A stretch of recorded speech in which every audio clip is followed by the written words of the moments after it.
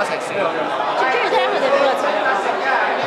其實嘅話，因為我喺內地嘅，我自己比較懶嘅話，而家有時一時時聽咯。但係嘅話，其實睇 show 啊，係今日嘅話，佢專登過嚟。咁樣嘅話，有時嘅話，其實我比較關注其實蕭生嘅節目多啲。咁其他人嘅節目我都會有時聽下嘅，但係嘅話唔係好持續咁去聽，因為